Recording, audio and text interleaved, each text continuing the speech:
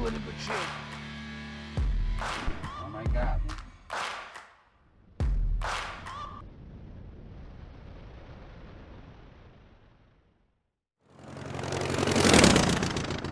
Everybody ready to get going? Now, flight operations, this is actually kind of good. This is not that bad.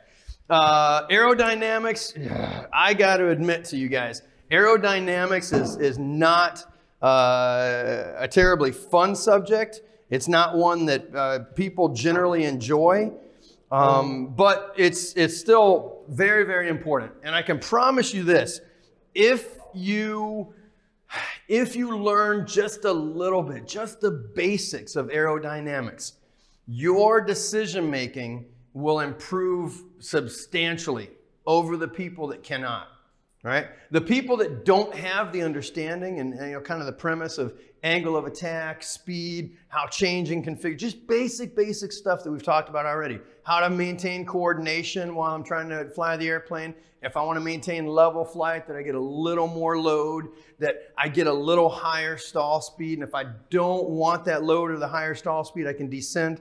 Just understanding a few of these things will help you tremendously in being able to achieve your desired flight path. Remember, bottom line, no matter what we talk about in here at all, the bottom line is you want to fly the airplane in such a manner that is safe and meets your intent.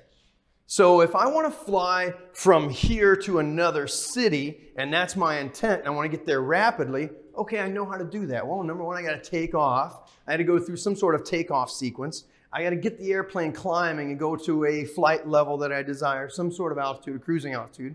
Then I have to cruise for a while, manage and monitor my systems, and make a descent and approach and land. Okay, however, whatever your mission, and maybe you want to stay in the air for the maximum amount of time because you're performing a surveillance or whatever desired flight you have, make your flight path meet that intent and do so in a safe manner. So that's really what we're trying to do here.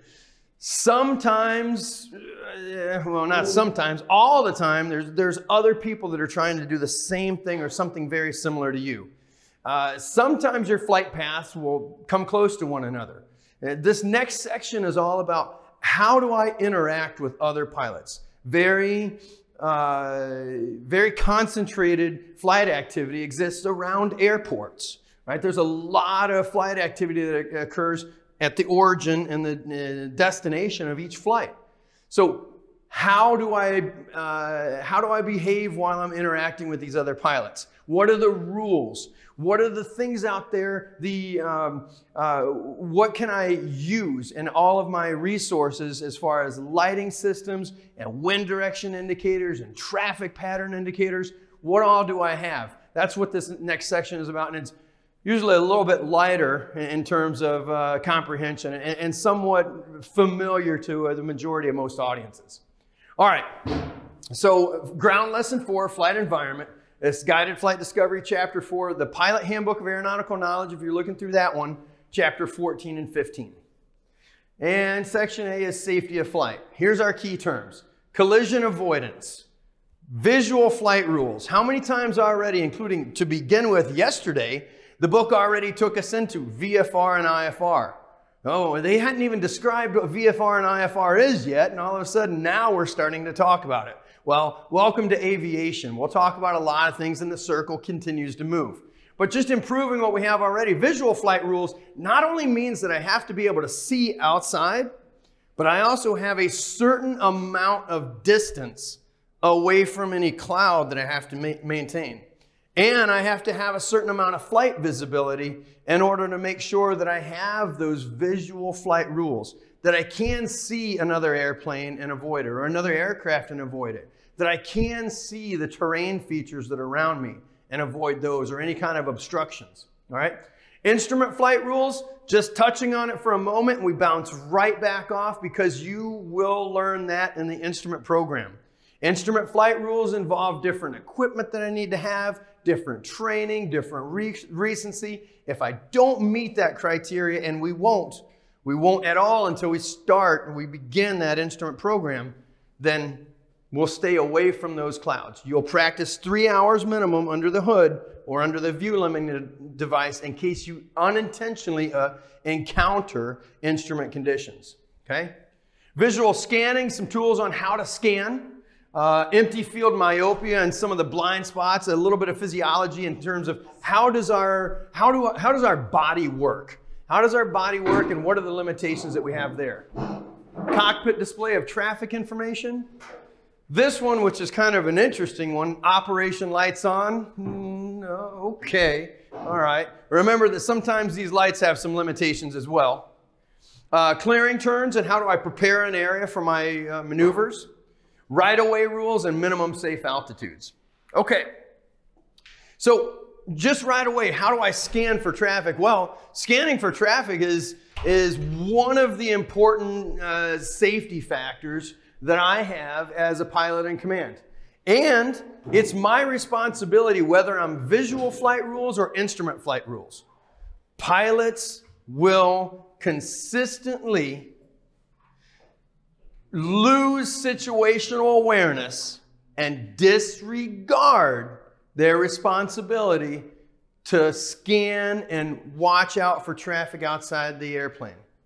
And this continues to get worse and worse and worse. And the reason why is because pilots rely way too much on other systems and other resources. The other systems and the other resources are designed there to improve our situational awareness. But the situational awareness begins with us, pilot in command, inside the cockpit, eyes outside the windows, okay? No matter what kind of airplane you're flying. It's still my responsibility as pilot in command, if I can see outside, to avoid any kind of collision, terrain, obstructions, traffic. But what pilots will do is they'll rely on air traffic control and get their VFR flight following. And I can tell you right now that if you're not on an IFR flight plan and inside instrument conditions, so you will not be there anytime soon, but if you're not both of those things, the ATC owes you nothing. They have zero responsibility to you as a pilot to avoid a collision. Okay? Kobe Bryant, he's riding on a helicopter, right? Helicopter pilot flying around doing whatever the case was, and who knows what happened exactly there. But nobody on that helicopter was responsible to avoid a collision except for the pilot in command. But I can tell you it is so often that pilots disregard that. They use air traffic control and they also use the devices inside the airplanes. We have GPS receivers, we have electronic flight displays, we have iPads with Stratus, whatever in the world. All of these things, in my personal observations, are distractors. If you have traffic on an iPad and all this other gizmos, you're spending way too much time looking at something that's in your hand or on your lap, okay? The real collision is in front of you, outside the window, and you use your two eyes to look for those, okay? All right, and so off my soapbox and back into this, says scan using the side-to-side method. Start at the far left of the windshield, make a methodical sweep to the right, pausing in each block of viewing area to focus your eyes. And you can see each block. They say a 10-degree block. Just scanning from left to right. It becomes very systematic. It becomes very, very natural. Don't forget, and I've asked pilots a lot of times when I fly with pilots that are getting ready for their solo flight or getting ready for the solo cross country, getting ready for their check ride. Okay, we're looking outside, that's fine, we're flying, we're going to the practice area. How many windows are on the Cessna 172? 2. Okay, are you sure? 3. There's one in front of me and 2 on the side. Well, there's one in the back, all right? And there's one on each side in the back as well. Use your windows. Use those windows to look outside. They're there for a reason, not just in the front, okay? But just having a methodical approach to looking outside and scanning for traffic. An alternate scanning method is to start in the center block of the windshield, moving left, focusing each block, and swing quickly to the center block and then move to the right. So there's a couple of systems. Which system do you use?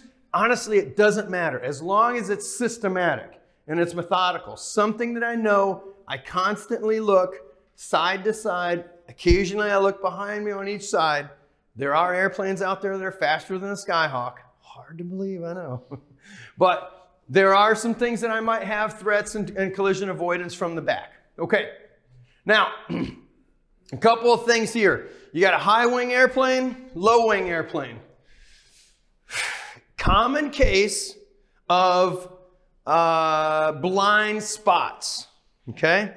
The airplane here, the pilot that's inside this airplane has a very, very difficult time seeing directly above that airplane if they're flying just like that without maneuvering, without changing their flight attitude. Now, I can look out the back and I can see up a little bit. I can move my head and look up above me like so. The same thing if I was flying a low-wing airplane. This happens to be a Duchess, common for flight schools. They got a Cessna 172. They got a Duchess that you fly for the multi-training. Okay, so a lot of these combinations of airplanes exist. Very difficult for me to see directly below the wing. But understand that that blind spot is it's very, very thin. Okay, it exists, it's very, very thin. Move the airplane. You can maneuver the airplane, continue. That's why we get to a point where we're talking clearing turns. I might move my airplane 90 degrees to the left, 90 degrees to the right. I clear the entire area around me. And if I'm climbing on a long climb to get to my cruise altitude, there's nothing at all wrong with me making shallow banks. In fact, the rule book tells me, and all the textbooks tell me, make some shallow banks left and right so that I can look above me. Not that necessarily I'm going to climb into something, because we might be the slowest thing out there. But there might be someone else descending or another flight path that would interfere with ours. It's always the pilot's responsibility to avoid other traffic. All right. I see a lot of pilots just kind of going on a wish and a prayer. And it's not uncommon. I see a lot of pilots that are thinking big sky, little plane. Okay, all right, that's true. Very true. Collisions are rare, but they occur. I think it's been 3 years since we had a collision in South Florida, but the last one was the same flight school where the kid got eaten out in the Everglades. Two airplanes, opposite directions. Both of them belonged to that flight school. One of them had a pilot examiner on there, and they both crashed into each other. You know, prior to that, I think it was 4 or 5 years prior to that one happened. Not likely to happen. I will agree with you. But what a tragedy if it does. And survivability rate on these are generally very, very small. Okay, not impossible. Some pilots have crashed into each other and landed successfully, but very, very small. Okay. All right, taking a look at these blind spots. Look at my pilot. He can't see anything underneath them also because of the fuselage. This pilot can't see anything underneath them because of the fuselage, and a little bit above is a little bit of an area too. Area blocked by the fuselage, area blocked by the wing. How can I cure this? Simple. Maneuver the airplane. Change my flight path just a little bit. One thing that we practice, and in the training area we practice a lot, are emergency descents. One of your emergency descents is, what do? I get down as fast as I possibly can. So I'm in an airplane that's moving very, very fast. As I do this emergency descent, turn the airplane. I'm not trying to get less lift or anything else and down faster. Okay, you're not going to get much for horizontal component of lift and a decreased lift component vertically. But what you will get is better situational awareness, where as I bank, I can look to make sure I'm not descending upon another pilot's flight path. All right? Classic case for the blind spot, here you go. These have caused accidents. Okay? High wing to low wing encounters, low wing to high wing encounters have caused accidents, have caused crashes.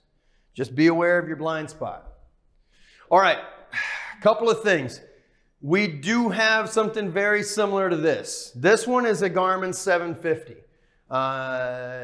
One of our airplanes has a Garmin 630, which has a similar display. It's all touchscreen. All of our airplanes other than that one have a Garmin 430. Some of them have traffic, where I can see the traffic on the screen.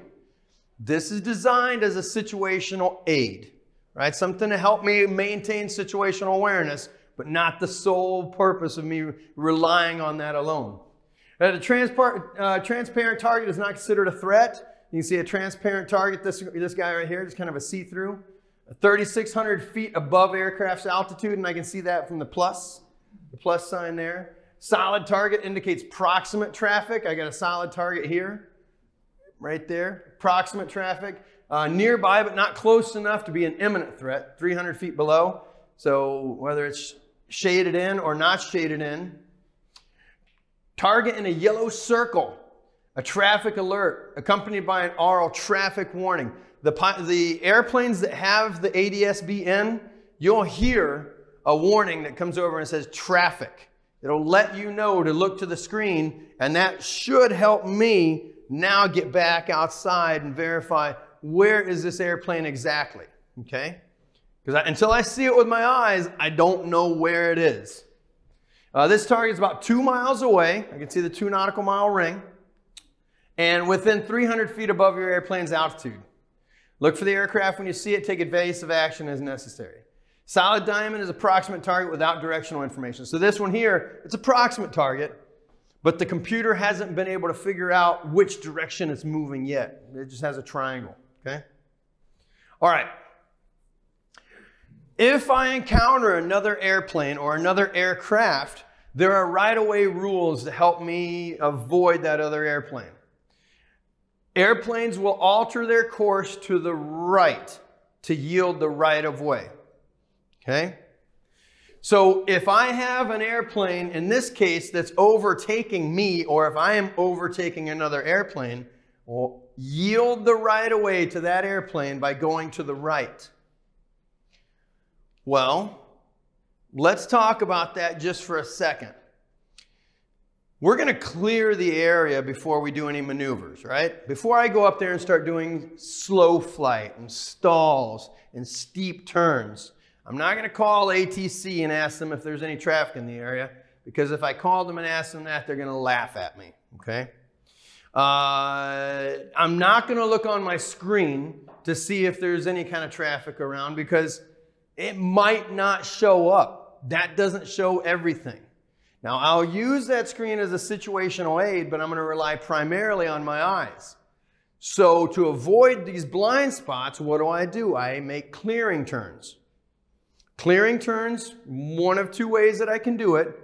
I can either turn around 180 degrees, so I'm flying this direction, and then I turn around 180 degrees, and now we're flying that direction.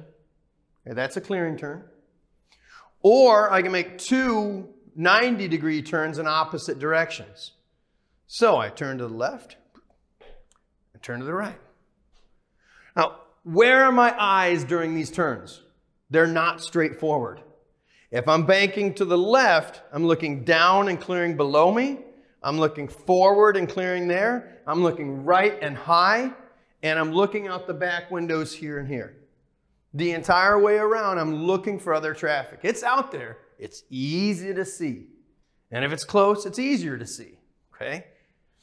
Then when I turn to the opposite direction, again, same thing. I'm looking right and low, left and high, forward and back. Question is, before I do one of these clearing turns, which way do I turn first?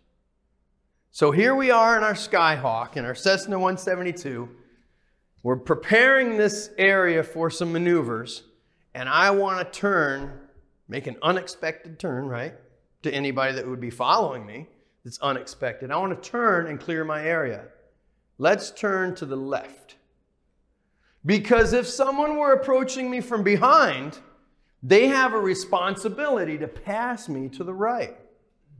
So let's make these maneuvers. Anytime I begin a maneuver or a clearing turn to start my sequence of maneuvers, I'll start those turns to the left, and I will help myself avoid any traffic that's approaching from the rear.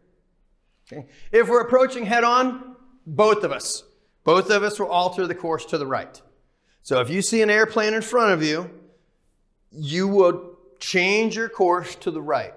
Obviously, you want to maintain visual contact. I don't want to just blindly go to the right, because if the other pilot was confused or maybe they didn't see us, they could continue to turn in an opposite direction. So continue to watch for that other airplane. Now, converging, meaning the two of us are coming together. These two are coming together at a 90-degree angle. It doesn't have to be the case. I could be at any different angle and converging with another airplane or aircraft. If that's the case, whichever airplane is on the right has the right of way. Kind of makes it very simple. So the airplane on the right would have the right of way, and we would yield and go behind that other airplane. Okay? Very, very interesting at nighttime, because at nighttime we have lights on the airplane, position lights. Which light is on what wing? Oh man, how in the world am I going to remember that? Left red, right green. Okay, that's great, that's great. Well, take a look. This pilot has to yield the right-of-way, correct? What light do they see? A red light. Okay, this pilot continues forward. What light did they see? Green light. All right, green light go, red light stop. So easy at nighttime to gain instant situational awareness on what am I doing with this other airplane that's approaching my flight path. All right, fantastic. Now then, whoa, different categories of aircraft. Balloon, glider, an aircraft refueling, an airship, or an airplane or rotorcraft. Depending on what other type of aircraft I approach, rotorcraft and airplane are in the same category, but if I approach an airship, that airship automatically has the right of way because it's a different category, regardless who's on the right, regardless who's overtaking who. Well, if you're being overtaken by an airship, you're probably flying very slow, okay? Aircraft refueling. Not likely that you're going to find an aircraft refueling. You could, but it has the right of way over all other powered aircraft, okay? A glider has a right of way over everybody else. That's not a powered aircraft. So an aircraft refueling does not have the right of way over that glider. And then a balloon has a right, because it can't maneuver. A balloon is just floating in the air. They have no choice. What are you going to expect this thing to maneuver somewhere? I guess they could go up, or maybe they could go down a little bit. That's about the extent of it. An aircraft in distress, or any kind of emergency aircraft, has priority over everybody. So look out, balloon. If I'm in distress, if I'm in an emergency, I'm taking the right away from you for this very one time. Okay? All right. Now then, minimum altitudes. Congested area. This is Fort Lauderdale, Miami, anywhere that's shaded yellow on our charts. Okay? We're going to open up the charts here in just a little bit and start talking about these. Anywhere that I have a yellow shaded area, that's a congested area. The minimum altitude for me is 1,000 feet above ground level. So wherever the ground is, I need to be 1,000 feet above it. Additionally, I need to have 2,000 feet separation from any obstacle, such as a building or an antenna or whatever the case may be. I need to stay at least 2,000 feet away. If it's an uncongested area, so now I'm flying over farm towns, right? There's people there, but it's not a city. I just have to stay 500 feet off the ground. 500 feet minimum. If it's a sparsely populated area or over the water, I have to remain 500 feet away from any person, object, vessel, or structure. So if I'm over the coast, the beach over there in Fort Lauderdale, and I want to fly over the shoreline and near the beach, a lot of people do it. That's great. It doesn't mean I have to stay at 500 feet. You can go as low as you want to. In fact, a mid-air collision occurred in 2003. Two pilots operating in different directions. Both of them were at exactly 500 feet. Smash. Right? 500 feet is just a common altitude. If I'm flying over the ocean, I'm usually at 20 feet. 10, 5, I'm very, very close to the water. No one else is there. Okay? But if I see a boat, sailboat, person, parasailer, there's plenty of it out there, I have to keep 500 feet away from that. Okay? All right. I also need to keep some distance away from these. The transmission lines, power lines, whatever you want to call them. They're charted, but they're very difficult to see from the air. You may find some nice roads that you would use for an emergency scenario. Expect that while you develop that situation, so here we are at 3,000 feet and the instructor pulled your throttle to idle, okay? You go through your rapid response, so what do? Maintain your best glide speed, attitude. You look outside for somewhere to land. You turn the airplane. You go through a restarting checklist quickly. You start going through some communication procedures. You get out the actual emergency checklist, time permitting. You go through that one, prepare the cabin, and get ready to land the airplane. Well, during that scenario, I will probably, and the instructors will probably bring you down just as low as we possibly can. And we won't be anywhere near anything at all, so we can go low. We want you to make sure that you're looking for these.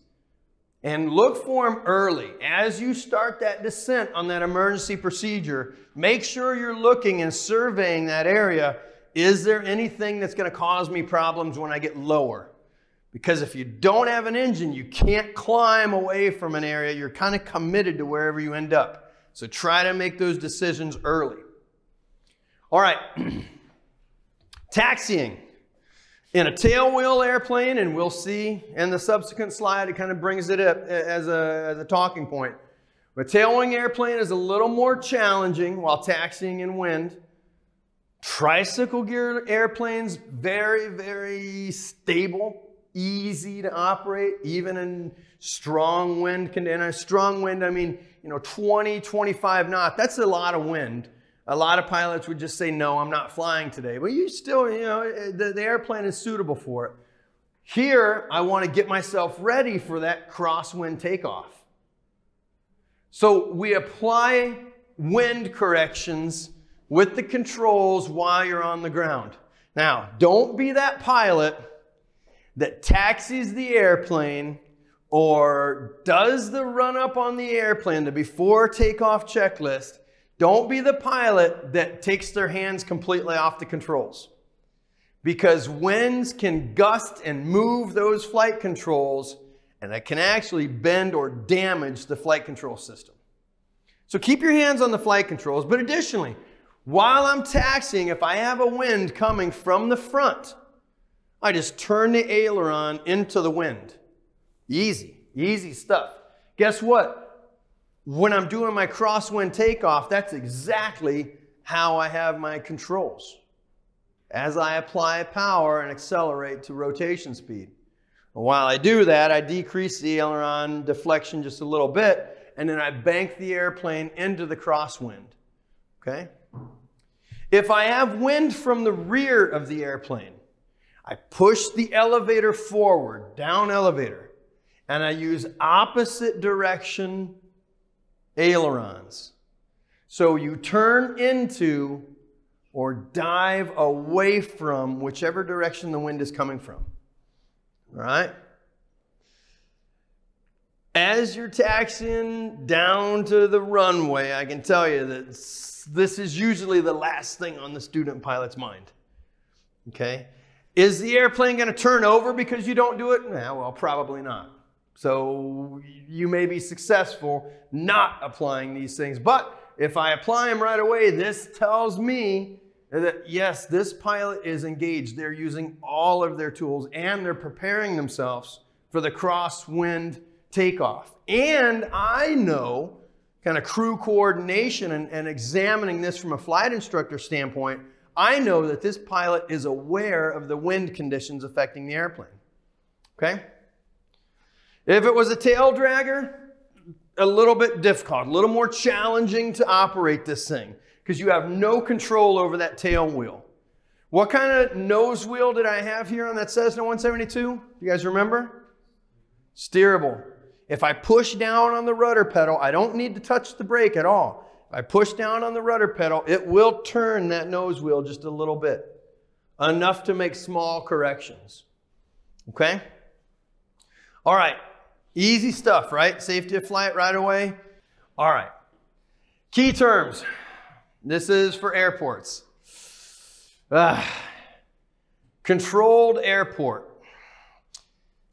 Everybody, if you would, just take a look at Advisory Circular 90-66B. So AC 90-66B. Tell me if I'm not mistaken. I'm just remembering that one, but I'm almost positive, and I'd be surprised if it's not. This is non-towered field operations, okay? Controlled and uncontrolled airports, these were terms that the FAA have begun to veer away from. All right, so how many pages is that? Like 18 pages? It's not very long. It just came out in 2018. Well, remember, it's 90-66B, so it was out a long time ago, but they revised it in 2018. Okay? So a couple of pages. I encourage you guys, take a look at that advisory circular. One area that I find pilots lack in almost every single time are non-towered field operations. Do you know why? Well, I don't know why either, but I got a good idea why, and that is the person that is just learning how to fly this airplane. The person who just recently, I've got 20, maybe 25 hours, I'm not very good at flying the airplane, understand a little bit. So far, I've made all great landings, and we know the criteria for a great landing is not very much. You know, so far, I've been able to reuse the airplane after every landing I've made. I would like if someone else told me what to do, okay? Because you've had a flight instructor in there with you for how long? The whole time. And now you're doing this solo cross country, or you're finally in this airplane by yourself. You want someone to tell you what to do. Well, from very, very early on, I stopped telling you. On day one, I'm going to help you a little bit. And then we're going to take the second flight of day one. I'll help you. Just day two, it's time. It's time. You're doing a lot of these decisions by yourself. And I'm there. I'm going to help you improve your skills, but I'm not going to tell you what to do. And most of our instructors are not going to tell you what to do. Okay? It's a little bit of a gray area there because I also have a responsibility to myself to not crash or to get in trouble. So sometimes we need to apply a little more help. And if you see that flight instructor constantly helping you, think and ask yourself, am I ready to do this by myself? Maybe I'm not. This person is constantly helping me, right? Well, the same thing with towered and non-towered airports, or what used to be called controlled and uncontrolled fields. If I go to an airport or I go to an airplane and I get ready to fly and I think to myself, I really want ATC to tell me what to do today. All right, understand, but they are there to serve a purpose, and the purpose is efficient traffic flow. They're not there to tell you what to do. They are there to maintain maximum airport capacity safely. And if they have to tell you what to do, you're not ready to fly the airplane, okay? But unfortunately, a lot of pilots really want that. It's their safety blanket. And when they go to non-towered fields, they don't know how to operate. And if they can, they'll avoid it as much as possible, okay? Well, it's just a real thing. And well, honestly, we just need to, and the FAA is putting more and more resources in this. We just need to educate ourselves and improve that, that condition. All right, air traffic control, we know a little bit about them. Uncontrolled airport, you guys know that's not a real thing. And the name has actually been revised now as non-towered airport. This is the latest Jepson revision. They haven't gotten on board yet. I need to call Boeing and figure them out, okay? Runways, and how are these numbered? Traffic patterns, windsock, wind T, tetrahedron, segmented circle. Anytime you hear segmented, that just means dashed line or dashed circle. Noise abatement procedures, displace threshold, blast pad, stopway, taxiway, hold lines. A couple of airport signs. Signs and lighting. How do I know where I am on that airport? Again, you'd be really surprised at how many pilots just don't know how to find their way around an airport. What have they done? They've gone to Fort Lauderdale Executive. They have always used the exact same runway and the exact same taxiways to get out there because 99% of the time, that's where the winds are coming from. But on that one day when the winds are blowing in opposite direction, this pilot, who is already a private pilot, maybe even working on instruments, they can't find their way around for nothing. Okay, how do you avoid that? Well, just learn a little bit about airports, right? Spend some time on it. Ramp and hand signals. When you get to making money with airplanes or flying your own airplane and going somewhere else other than your home base, you'll have hand signals. They'll guide you in. They'll tell you where to go. There's a nice slide that shows you what typical hand signals are. ICAO, runway incursion, and what that consists of. Land and hold short operations, available landing distance. Airport beacons, visual approach slope indicator, pulsing approach, all the types of different approach indicators. Approach lighting system, and all of the lights associated with airports. And then pilot-controlled lighting and 1866 GA secure. So we got to have something in there about the TSA and then operation, you know, maintaining safety around the airport. Okay, here we got a couple of different airports, an airplane, control tower, fine, non-towered field. How do the pilots maintain situational awareness and maintain a smooth traffic flow in different types of conditions? Well, the runways have numbers on them, and the numbers correspond to the magnetic direction of that runway. So if it's runway 23, that means that at 230 degrees, right? So almost west, it's like a west-southwest direction that runway is facing. We have a runway 9 at Fort Lauderdale Executive, which means that runway is pointing exactly east. So whatever the runway number is, that corresponds to the direction of that runway, okay? Getting into this, I'm saying, here we go. I got a runway 9, which faces to 090, a runway 27 that faces to 270. 3315, whatever the case is. Says if your airplane's on final approach for 33, you'll be flying a magnetic heading, oh boy, a magnetic heading of approximately 330, somewhere around 330 degrees or northwest. This is always the case. The runways will always have a number. I imagine in Australia and everything too, they probably have the same things. I don't know. But they'll always have a number, and that number will change after time whenever your magnetic compass changes. We were runway 826 for decades in Fort Lauderdale Executive. A couple years ago, it became runway 927. So these will change after time. All right, parallel runways. 17 left, 17 right. I'm not going to spend a whole lot of time as a private pilot or a student pilot working out of parallel runways, but I need to know they exist. I need to know they exist, and I need to make sure I identify the correct runway before landing. One of the airports that we fly at in South Florida often is North County.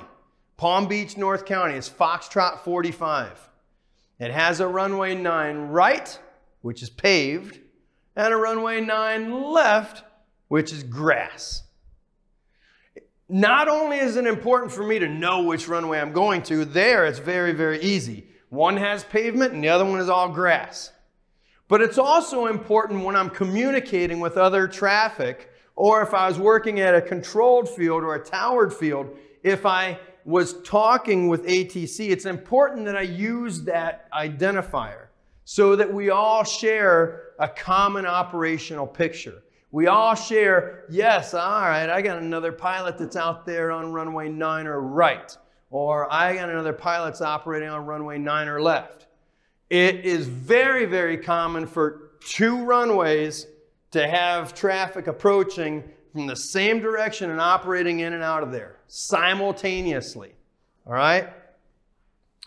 Okay, couple things here that we may have. You got a wind direction indicator here, which is either a tetrahedron, a wind sock, or a wind T. These things will show me which direction the wind is coming from. Sometimes I may have one or the ability to deduct some of that information from a flag or from the direction that smoke's blowing or whatever. But on airports, you'll have a wind direction indicator inside of a segmented circle. And sometimes you may have the town name with an arrow on top of some of the buildings. And on every water tower, there's the name of the town. Okay? So from long time ago when pilots were doing cross country and they're flying air mail, they're flying mail from city to city, they had the names of each town put on the water towers so you could identify exactly where you're at. All right? Different descriptions as I join this traffic pattern. There's a couple of different ways to enter the traffic pattern. Whether I come at a 45-degree angle or fly over midfield or a few different ways. If it's a non-towered airport, I don't want to make a straight-in landing. I want to join a traffic pattern some way or another. Again, that advisory circular has a lot of useful information on the techniques and procedures that are used to do that. But let's go through some of these names of the different legs or the different parts, segments of the approach. The departure leg is after takeoff, you fly a straight climbing course aligned with the runway. Okay? If I'm staying in the traffic pattern, you begin your first turn either left or right to the crosswind leg 300 feet below pattern altitude. Pattern altitude is listed either in a chart supplement like one of these. I can find one here. Or I can go with the standard pattern altitude anywhere from 600 to 2,500 feet based on the aircraft. Usually for light training airplanes, for single engine light training airplanes, your traffic pattern altitude is 1,000 feet above ground level. There are some airports, and there's an airport there in South Florida that has a traffic pattern 800 feet. It's listed in the chart supplement. They'll tell you in the automated terminal information service, and I can determine what the traffic pattern altitude is. If it's not stated, use 1,000. So when do I make that first turn to my crosswind leg? 300 feet below. That means at 700 feet, I start that first turn. Well, do we turn left or right? It depends. I make left turns. Every turn in the traffic pattern is left unless it's stated otherwise. So standard traffic pattern is left unless it's stated otherwise. So I could have either a noise sensitive area in one direction. I could have terrain features. I could have obstructions. I could have another runway there. There are a lot of different reasons why a right traffic pattern would be published. But I have to do that homework and study up and make sure I know. Or I look at the segment and circle and look at my traffic pattern indicators. Okay? So a couple of different ways that I can do that to verify if I have left or right patterns. If it's not listed as right patterns, well, 100% then it's left. All right, departure leg, I make my turn. This is the crosswind leg. And typically I'm still climbing just another 300 feet on that crosswind leg. We land airplanes into the wind to reduce the ground speed and reduce the amount of damage that's done to the landing gear and the tires, okay? So you land airplanes upwind, which means when you're flying in this opposite direction, that's called a downwind leg. All right, fly the downwind leg parallel to the landing runway. Well, we haven't talked at all yet about flight paths with reference to the ground. So far, we've done a little bit of aerodynamics, and that was all relative wind. What did we say that had to do with the wind on the ground? Nothing. Not a single thing. Absolutely true. We're beginning to get to the point where we have to think about where the wind is blowing. Because all of this corresponds to a landing runway. While I'm flying the downwind leg, I need my flight path to parallel the landing runway. If there was a little bit of wind component cross the runway, either that direction or this direction, I have to change my aircraft heading so that the flight path is parallel to the runway. All right? Remind me before we finish this. In fact, I'm going to write it up here. When we finish this section, I want to give you guys a Google Earth Maps view of Fort Lauderdale Executive. If you're coming to Fort Lauderdale Executive, it'll help you when you're there. If you're not, it'll help you at another airport, I promise you. So, FXE map view. And this will describe and reinforce the idea of paralleling the landing runway, okay? All right, that's fine. We're flying this downwind leg. While I'm flying the downwind leg, I want to be aware that along that downwind leg, this is a common place where airplanes enter the traffic pattern. So a couple of things I'm going to do. Number one, I'm going to scan for traffic and make sure there's no collision avoidance or there's no collision hazards. Number two, I need to make sure I completely prepare my airplane for landing. So this is before landing checks. All right, I have to complete all the before landing checks. The next thing is I want to make sure that I'm communicating either with someone that is managing the traffic flow, like an ATC controller, or I want to talk to and broadcast my intentions to the other airplanes that are in the area. Okay? A lot of stuff happening on that downwind leg. The base leg begins at a 45-degree angle from the runway.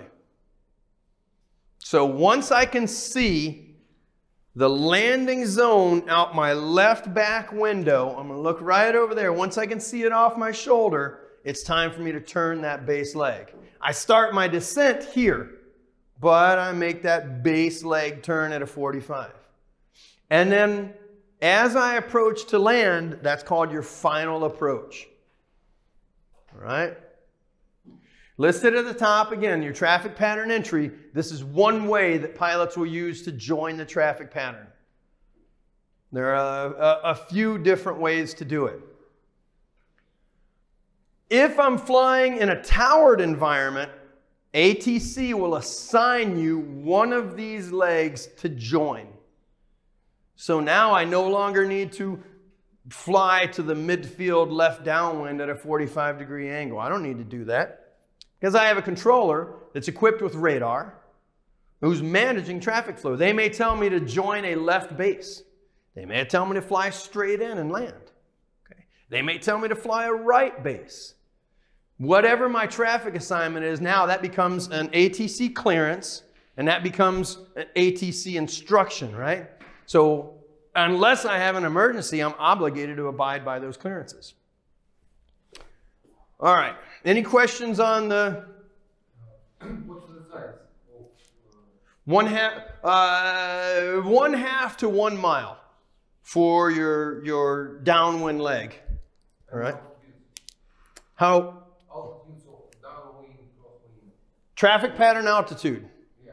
So while I'm at downwind leg, this is 1,000 feet typically. Yeah.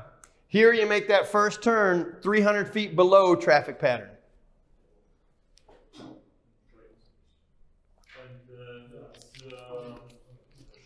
be right pattern for runway, I believe it's 27? That depends. That depends a lot on that segmented circle. And we'll look at a segmented circle. If it doesn't show me, or if it's not published for right traffic, then my traffic coming for runway 27 is also left. So if I were flying on this runway, I would land with left traffic, meaning that in the traffic pattern, I'm making left turns. I'm constantly making left-hand turns, okay? If this one was published for right traffic, runway 27, then if I go in the opposite direction, I'm making right turns, and that is exactly right traffic for runway 27. Okay. All right. We talked about the windsock just for a second. I saw a windsock over there. The windsock aligns itself with the wind. This helps me figure out how do I maneuver my airplane for takeoff and for landing. I want to land the airplane into the wind. I want to take off into the wind. If I do that, I can maintain the same exact airspeed, so I'm not stalling. I'm not flying slow enough to cause a crash. But my ground speed is much less. My ground speed is reduced by that headwind component. So if I have a nice 10-knot headwind, I approach at 65, I'm actually touching down at 60, maybe 55, 45 or 50, and I'm going to slow down a lot in that flare. Well, my ground speed is 10 knots less, okay? All right, a windsock is just exactly that. It's a nice sock wherever the wind is coming from that pushes the sock in that direction. So I know the wind is on the open end here. You're not going to see one of these except for in the test and if you go to Fort Sill, Oklahoma. Okay? There used to be one in Midland, Michigan, but I think there might still be one. You're not going to see a tetrahedron very often, but you see them on the written exam, so be aware. That tetrahedron, all it is big enough to fit in this entire room. It would nearly fill this entire room. It's very large, and it aligns itself with the wind naturally. But you're going to land the airplane in the direction that this little kind of airplane-shaped device looks like, okay? That's how you'd land the airplane with a tetrahedron. With a wind T, we had one at Fort Lauderdale Executive. I loved it. Hurricane Irma damaged it, so they took it away. Ha. Anyways, with a wind T, you just land the airplane into the wind exactly as if this is a representation of an airplane. Okay? So there's the tail, there are the wings, you land just like that. Now, earlier we were talking segmented circle. A segmented circle is nothing more than this dashed area all the way around the wind direction indicator. You can see there's a segmented circle out there around this one. I can't see much around the tetrahedron, but there's probably a segmented circle all the way around that. Attached to the segmented circle, these are traffic pattern indicators. This tells me that all of the traffic patterns for that runway are on that direction. So if I were landing here, I would have left traffic patterns. If I were landing in the opposite direction, it's right traffic patterns. Okay, so the wind direction indicator is in the middle. That lets me know what runway to use. The traffic pattern indicators on the other side. That lets me know what direction am I going to operate this airplane in a traffic pattern. All right? Here's another example of it right there. There's your base, there's your final. There's your base, there's your final. So using this, I can see that I have wind coming from this direction. And it makes sense for us to fly that downwind leg, the base, and the final. What kind of pattern are they doing here on this runway 6? Is it left pattern or right pattern? Left, because they're making left turns. Yeah, that's why I put the L and the R on there, because I always want to make sure that I can remember. All right. If I were landing on runway 24, what kind of pattern is that? Absolutely.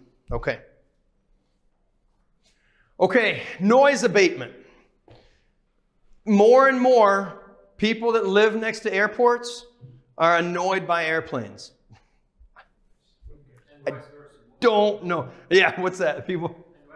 And vice versa? People who are living next. You're absolutely right. Yeah, that's true. So we bear the burden, and that is we have to abide by noise abatement rules. It'll tell us, and for any airport you go to, it'll tell you this is how you operate. Most of the time, the only restriction on training aircraft are for don't do touch and goes after 10 p.m. or before 6 a.m. Okay? So don't come in and repeatedly land and take off and land and take off and land and take off and land at midnight. Because grandma that lives right there off the end of the runway is going to get upset. Well, she shouldn't have lived next to an airport. Okay, that's all I can say.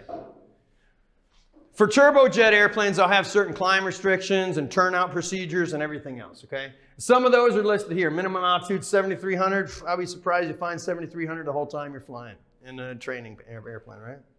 But it'll tell me how do I come in here and how do I work this thing. Use corridors zone, avoid noise sensitive areas. Okay, that's fine. Okay, one of the most difficult things that pilots will do is establishing a visual sight picture on your runway. That is a key aspect of learning how to fly the airplane. So if I have a visual runway, you can see I just got pavement, numbers, a letter here for left or right, and a center line. You might not even have a center line. Okay? For a non-precision instrument approach runway, I'll have a runway width indicator. Each one of these corresponds to 25 feet. So at a glance, I know that's a 100-foot runway, 100 feet wide, which changes my sight picture as I come into land. Because if I'm landing on a much wider runway, it looks like I'm a lot closer to the ground, so it could cause some spatial disorientation, right? Okay, I additionally know this is my touchdown zone. A lot of pilots, a lot of student pilots especially, have no idea. This is where you're supposed to touch down. That's your 1,000-foot marker. It's exactly 1,000 feet to here. I'm supposed to touch down somewhere between 500 feet before and 250 feet after. I get 750 feet here where I'm supposed to touch down. All right? Unless, every time there's an unless. Unless I'm trying to practice a short field landing. Now, if I'm practicing a short field landing, what do I want to do? I want to make maximum use of all of the runway. So where do I want my wheels to touch? No, I want it to touch here.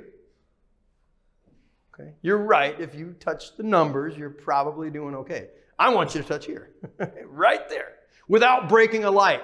There's always a light missing at Fort Lauderdale Executive over here because somebody's trying to do one fancy. I promise you, I'll show you pictures, okay? All right, a precision approach runway, you got a couple different things. You got your touchdown zone and a lot of different areas that let me know how far am I down the runway. On the opposite side, I know as I begin to slow this machine down, how much runway do I have remaining, all right? The sight picture that you'll gain in the beginning is very, very important so that I can, without any kind of lighting, with any kind of approach lighting, I know that I've got an approximate 3-degree glide slope and I'm flying into a nice stabilized approach. Okay? Now, where do I land if I'm doing that short field landing? Here. This is called the threshold. All right? Sometimes that threshold is displaced. Sometimes there is some sort of obstruction, noise abatement procedure, something, there could be anything that causes me now to have a displaced threshold. There's pavement here, but this part of the pavement cannot be used for landing. I can only land on or beyond the threshold. I can taxi and take off here, but I can't land until I get to that part, okay? So that's displaced threshold. This area is available for taxi, takeoff, landing, rollout. May not be used for landing. If I'm landing from the opposite direction, sure, I could land and then roll out here and then join the traffic, join the taxiways. But I can't land the airplane on any of this. The white arrows lead up to the runway. Solid white line marks the beginning of the landing portion of the runway or the threshold. Now, that part I can taxi on, I can take off, and I could overrun if I'm landing from the opposite direction. This part indicates that I cannot touch that. You see how these have chevrons like so? Most of the time, this corresponds with a structure called EMAS, and that is Engineered Material Arresting System. If you want to see a nice video, a nice informational video, Google search EMAS, E-M-A-S, and you'll watch as I think it's a 737 travels at landing speed, gets involved with the EMAS, comes in contact with the EMAS, and comes to a complete stop with very little damage to the airplane. If you guys remember, there were a couple of events in recent history in the last 15 years where airplanes overran the runway and then went through the airport perimeter fence and crashed into traffic. Okay? EMAS is designed to prevent those types of incidents. Okay?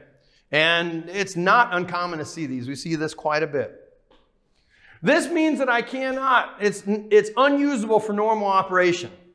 I can't taxi on it. I can't take off on it. I definitely can't land on it. It's there in case I overrun the runway, I have a brake failure, I have a rejected takeoff, I have whatever the case may be, and I can't get the airplane to stop. This will stop the airplane before it crashes through the fence. Okay? This example shows a displaced threshold that follows a blast pad. So here I got a demarcation bar which separates that area that I can't use from the area that I can use. All right, so if I have displaced threshold, well, naturally I can use any of this for taxi and takeoff, not for landing. Here I can't use this for anything. This part, I can use that for taxi and takeoff, but I can't use any of this here. Okay? And that's called a demarcation bar. If I can't use any of the surface, I'll have X's. And at nighttime, they'll have generators with light sets that form a big X. And you have a nice big X flashing at you. So you'll see, airport's closed, can't take off. Can't land, can't take off, can't anything. Okay, these lines right here, these are called hold short lines. This could cause you a tremendous amount of legal problems if you cross one without authorization. That could be determined and identified as a runway incursion. Okay? It's a pilot deviation that results in another airplane to take evasive action to avoid a crash while they're on their landing or takeoff sequence. While you're landing, you've got a lot going on. And it says no 117, I have a whole lot going on. Really, you don't. But how much experience do you have flying at all? Not much. So this is a critical area. This is a critical zone. Taking off, the same exact thing. The last thing I want to see while I'm getting ready to take off is an airplane or a vehicle coming onto that runway. That is not a good feeling, right? Thank God I've never had it, but there's been incidents of that at our airport. It's called a pilot deviation, but with the runway, this is now called a runway incursion. If I don't have permission to cross this, if I don't have instructions to cross that solid line in this direction, I have to keep every part of my airplane clear of it. Okay? Now, after landing, I can cross the dash lines, because after landing, they expect me to vacate the runway. They expect me to leave rapidly and get off the runway. All right? And I need to clear the entire solid line with all of my airplane, every bit of it. The whole lines consist of 2 solid lines or 2 dash lines. Your aircraft is clear when it's on the side of the solid lines, the entire aircraft. Okay. Ramp areas, you'll see that we have an extensive ramp area in most of the U.S. airports. I can taxi on these ramp areas without talking to anybody. This is called the non-movement area. And you'll taxi a long ways before you ever talk to anybody. If there's another airplane that's coming the same direction that you're coming from, the two of you need to figure that out, okay? Somebody's going to go, somebody's going to turn around, okay? But once I get to this movement area, and you can see this is the non-movement area, once I get to the movement area, if it's a towered field, I have to have permission from the tower, instructions from the tower to join that movement area and go to where I want to go. The ILS hold line, I'm not going to be there ever as a private pilot because the minimum flight conditions are 600-foot ceilings and 2 statute miles visibility. Believe me, you will be nowhere near an airplane and trying to fly it on that day, okay? But the ILS hold line means I can't cross that because there's another pilot that's using instrument approach procedures. And if my airplane crosses that line without permission, I can interfere with their approach and create a safety hazard. Okay? And again, this just gives me an example of my standard hold line. All right.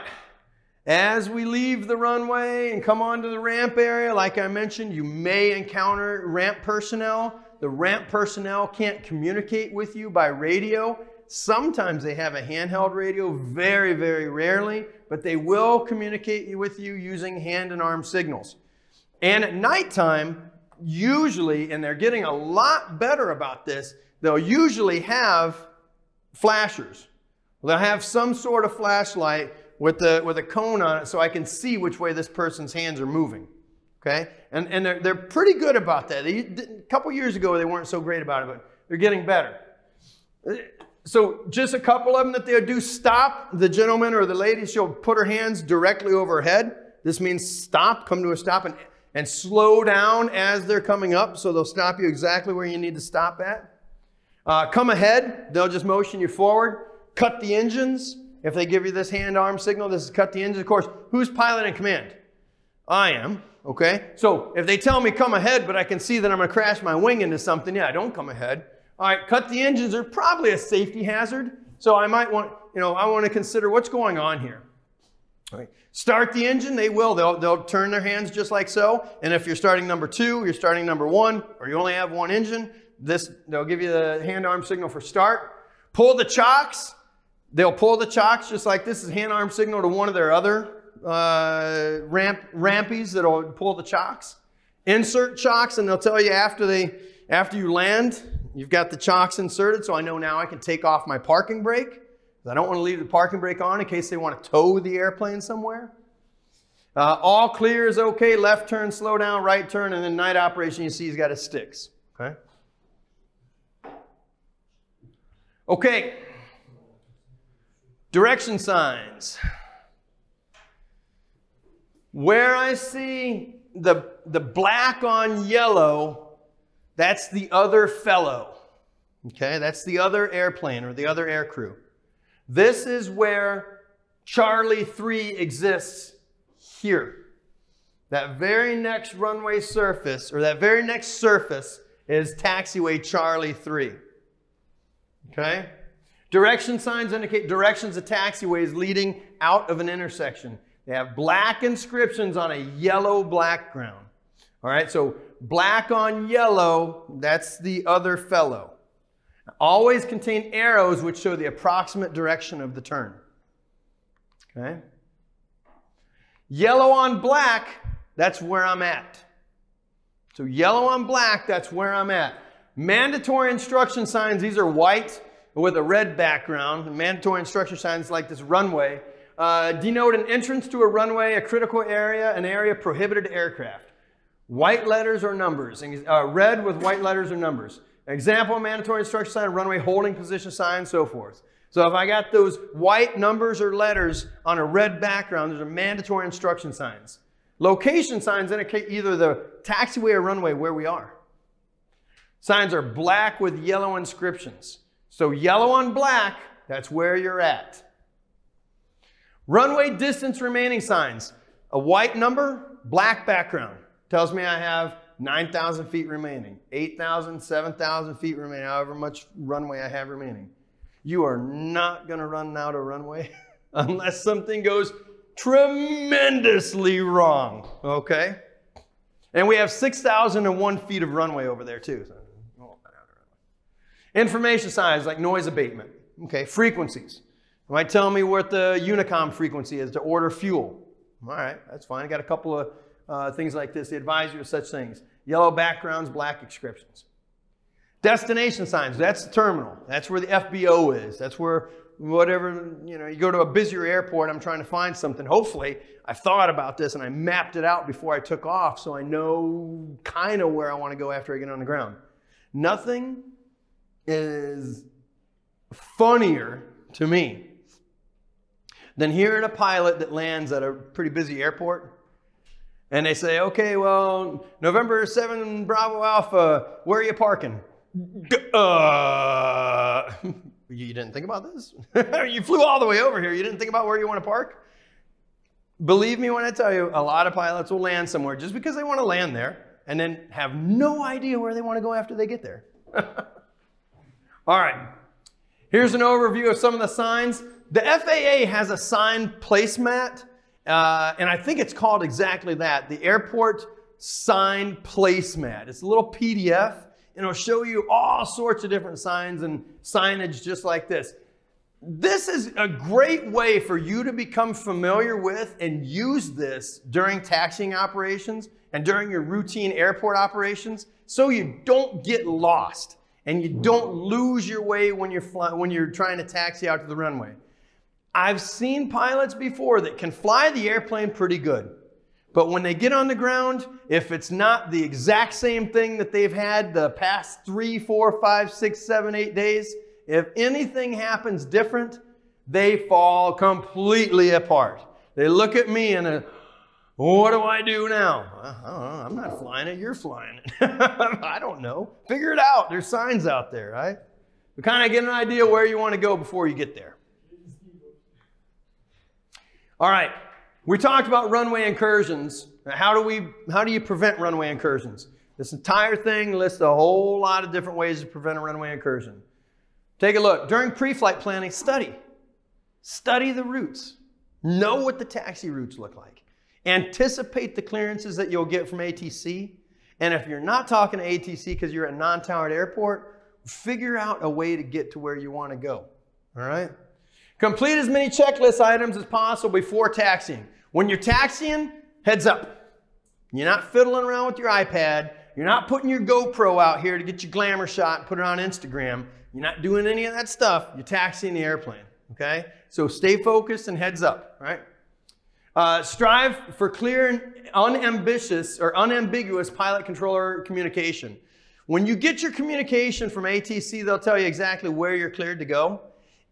If you don't read back that runway assignment, Fort Lauderdale executive tower controllers will make a scene. So if you don't say cleared to runway 9er, and then also say your registration in the exact same communication, it is not going to be nice. They're going to come back and back and back and keep on you and keep on you and keep on you and keep on you. All right? You got to say your runway assignment and the registration all at once without taking your hand off the button. Okay? While taxiing, know your precise location and concentrate on primary responsibilities. Not other tasks, not conversation, not what are you going to do this weekend, not how do I think the flight went yesterday, not what are we going to do later on tomorrow on this flight. You're taxiing, okay? If unsure of your position, stop and ask for hey, there's nothing wrong, really, with asking and saying, hey, I need some help here. But know that by saying that, know that, yes, that's the smart thing to do. But what is the smarter thing to do? Prepare before you get to where you are right now. You know, so no, ATC is not going to be very kind to you. The other pilots that are trying to get somewhere who now can't get their clearances because ATC is dealing with you, right? Well, yeah, it's not going to be very happy. All right. So maybe next time I need to think about where I'm going, plan for it, and have some expectations before I get there. Okay. When possible, while in the run-up area waiting for clearance, position your airplane so you can see landing aircraft. Makes sense. Monitor the appropriate radio frequencies. Stay in contact with people.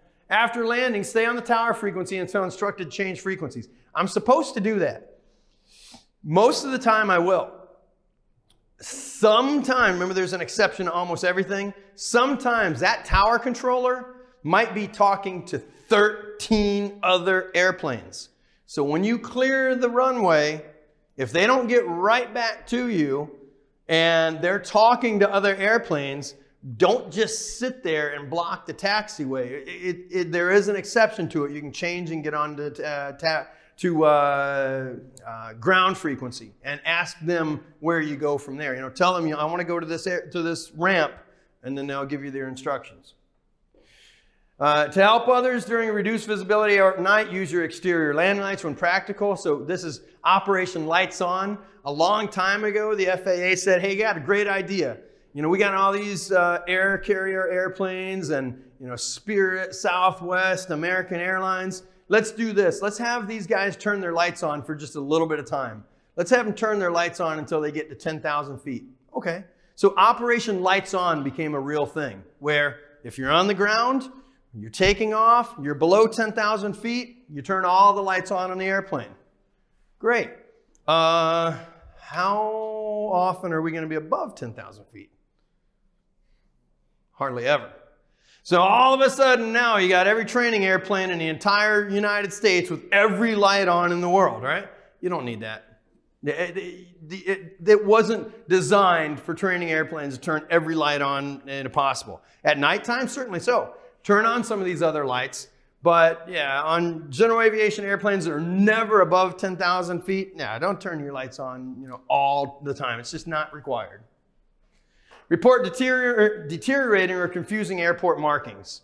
So if I see that a sign is damaged or whatever, I report that. Oh, I got an idea. And make sure you understand the required procedures as you fly in or out where LASSO is in effect. LASSO is land and hold short operations. This means I'm going to land the airplane and hold short of another intersecting runway. It's something that I can do as a certified pilot. It's something that student pilots are not authorized to do. And it's something that no matter what, I can always deny. So if ATC assigns me a land and hold short clearance, I can tell them I'm unable to do that. I cannot do that. Whether I'm a private pilot, commercial pilot, ATP, whatever, I'm not able to do that. Then they have to give me a new clearance. But if you accept a land and hold short clearance, you have to abide by that land and hold short instruction. meaning I'm going to land on one runway and then come to a complete stop and clear before I reach this other intersecting runway. Okay? We have those operations in Fort Lauderdale all the time. It's really not a big deal. But remember, student pilots can't participate. Okay, there were a couple things with airport incidents and runway incursions. Anybody remember Tenerife? Yeah, the 747s, right? Just terrible disaster of human factors and somebody that just probably shouldn't have been flying the airplane in the first place. But two pilots collided on a runway and created a big problem. Well, of course.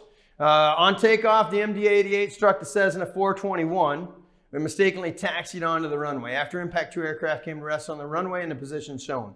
So you can see here, this airplane in this example came out onto the runway while that MD-82 was landing. This is called a runway incursion.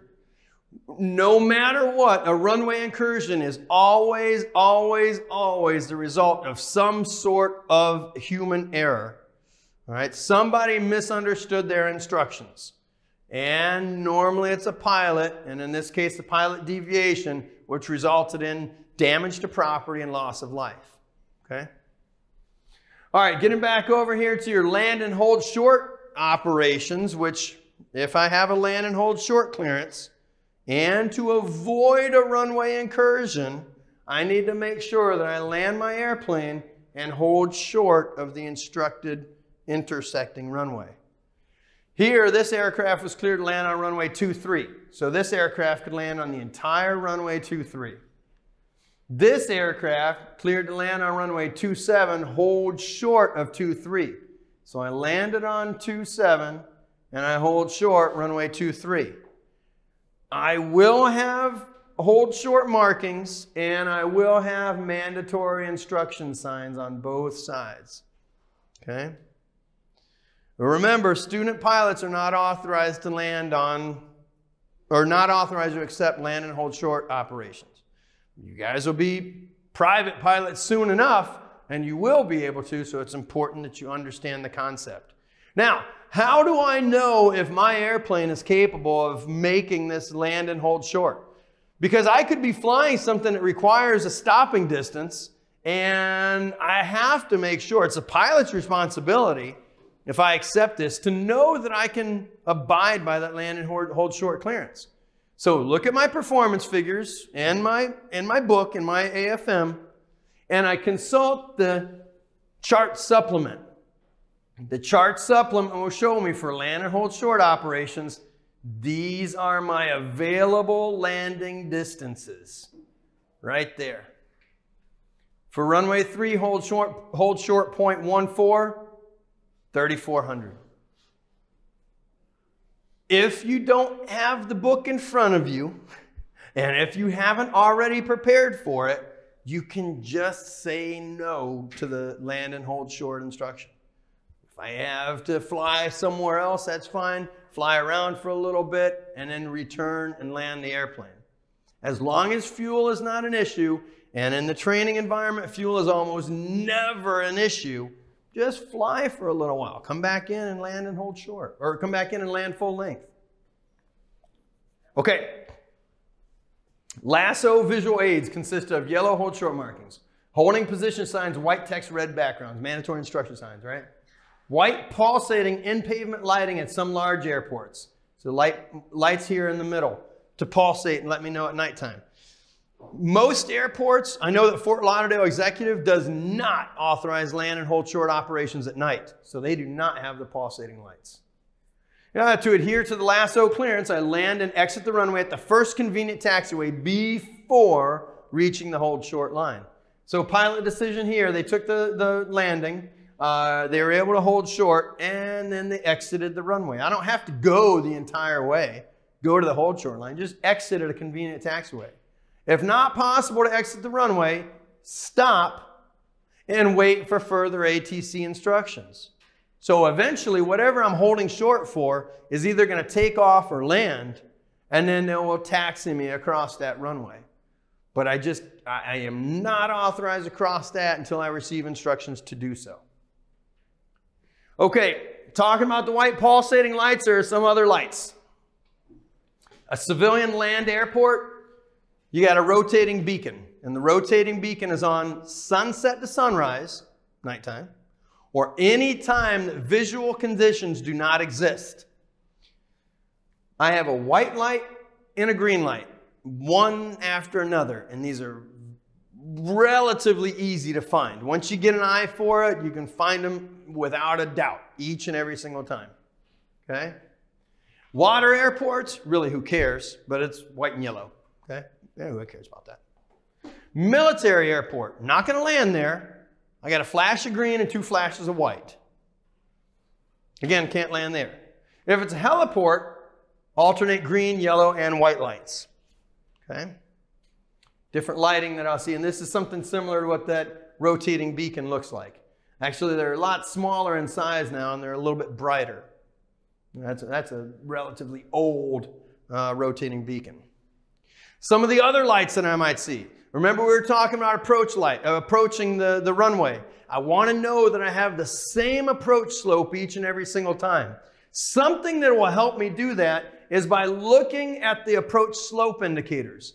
These will help me gain situational awareness rapidly as I approach this runway. So if I have 2 whites, that means I'm way too high. White over white, too high. Red over red means you're dead. Oh, well, you're not instantly dead, but it means you're too low. Okay? So red over red, you're dead. Red over white, you're all right. You're right on your glide path. Okay? If the far bar is red and near bar is white, you're on the glide path. This is just a typical VASI, a visual approach slope indicator. One of the ones that I see commonly, and one of the ones I have at Fort Lauderdale Executive, is a precision approach path indicator. 4 lights, and they correspond to where am I at in relationship to that 3-degree glide path. If they're all white, too high.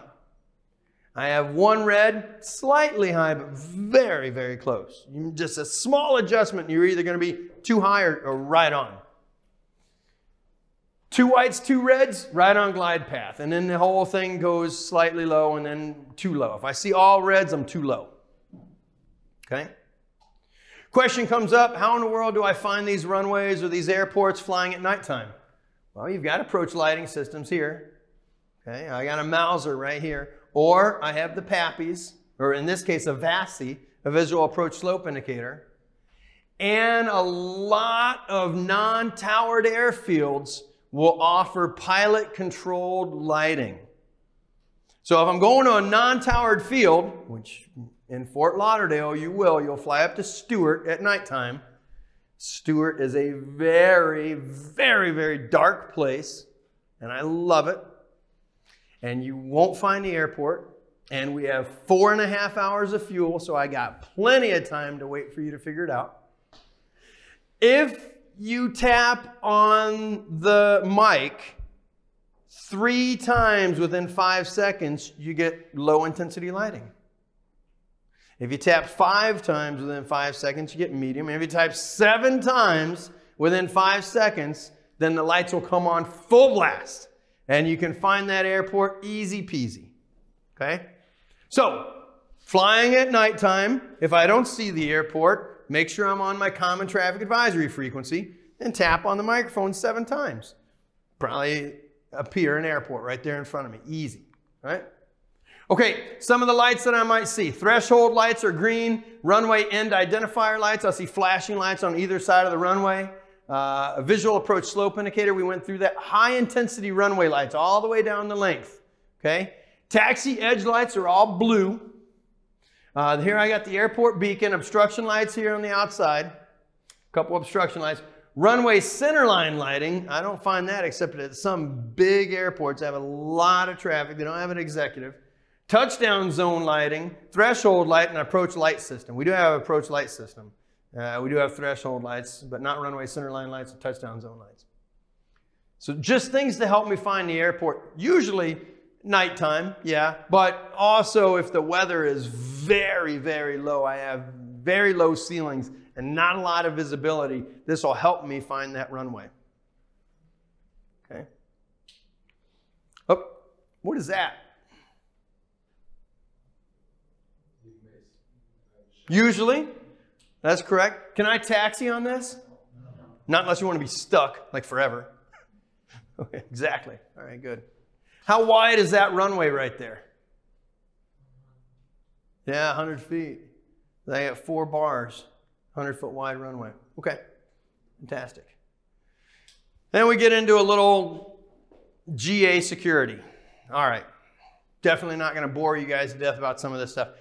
The idea is keep the airport safe. If there's a gate, don't lock the gate. Don't block the gate so it stays open so that your friend who's coming in the next 10 minutes can get in, right? If they don't know the gate code, they can't get in. We have plenty of gate codes at the airport.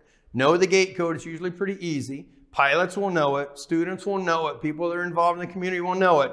Someone who's trying to do bad could find out, but they're not just going to automatically know it, right? So keep the gates locked. If I see something, say something. Keep the airplane keys away from the airplane. Keep them locked somewhere if I'm not using it. Keep the airplane itself locked. A lot of stuff with GA security, right? Airport gate security. Keep gate codes and lock combinations confidential. Accessing the gates. Almost never will Fort Lauderdale Executive allow you to drive on the airport. I don't know what the rules are here as far as people getting their vehicles on the airports, or on the ramps, but it's very, very uncommon that somebody will have access to get out to the ramp area with their vehicle. Securing the airplane, like we said, leave the keys, don't leave the keys in the airplane, lock the doors and so forth. Suspicious activity, and they make sure that we go through this thing to know, hey, if I see somebody that looks like they're trying to tamper with an airplane, don't confront them, call local law enforcement, right? Not my job to fight them, but I definitely want to bring it to somebody's attention. And report suspicious activity. Anybody can call 1-866-GA-SECURE, right? So you don't agree with your flight instructor, just call 1-866-GA-SECURE and tell you, I got this guy over here messing around with the airport. Just kidding.